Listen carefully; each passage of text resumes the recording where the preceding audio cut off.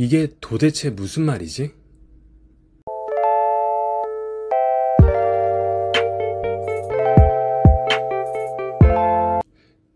1년 전 지인의 SNS에 달린 댓글을 보고 순간 멍해졌습니다. 단 한 문장도 이해할 수 없었기 때문이죠.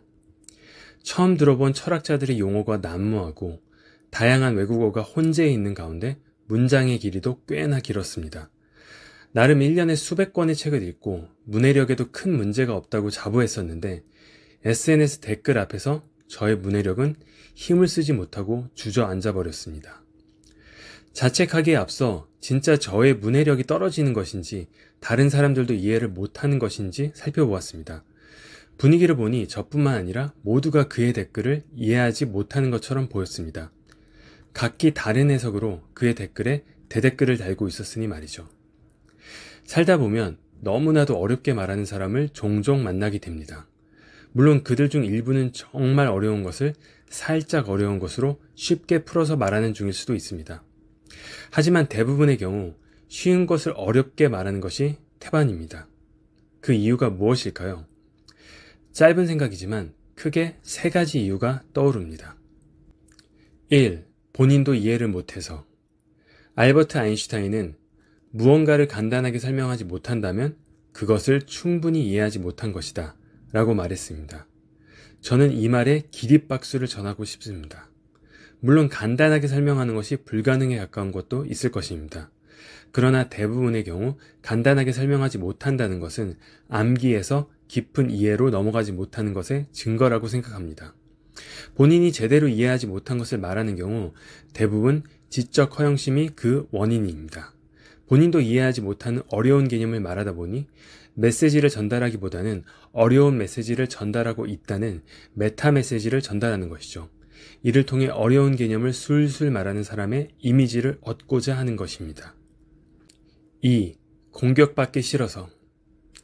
하이젠베르크의 불확정성의 원리에 대해 비판해보라고 하면 대부분 침묵할 것입니다. 하지만 죽어 있으면서 살아있는 생명체는 있을 수 있다.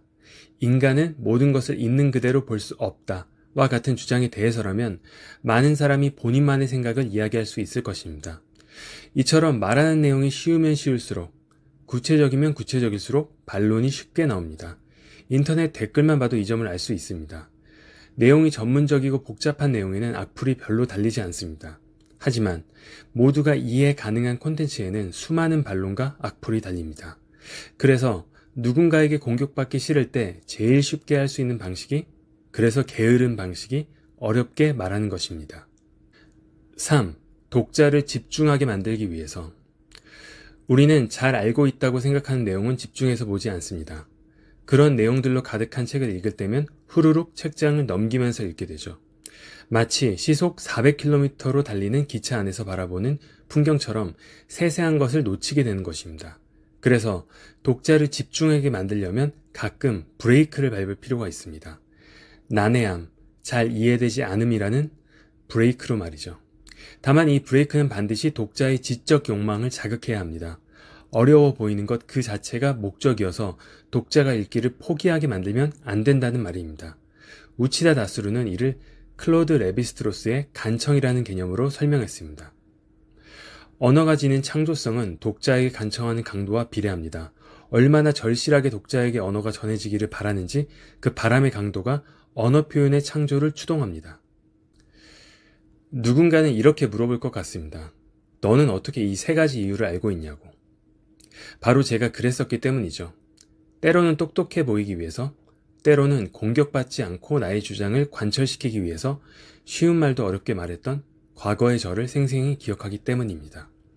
최근 들어서는 독자에게 꼭 전하고 싶은 어려운 개념은 때때로 간청이라는 태도로 전하기도 합니다. 그럼에도 불구하고 현재 저의 글쓰기와 말하기는 어려운 것을 쉽게로 향해 있습니다. 그래서 오늘 내용이 어려웠다면 그것은 모두 제가 부족한 탓입니다. 여러분의 문해력과 이해력에는 전혀 문제가 없습니다. 오늘 콘텐츠도 좋았다면 구독과 좋아요, 알람 설정 부탁드립니다. 그럼 다음에 뵐 때까지 평화를 빕니다.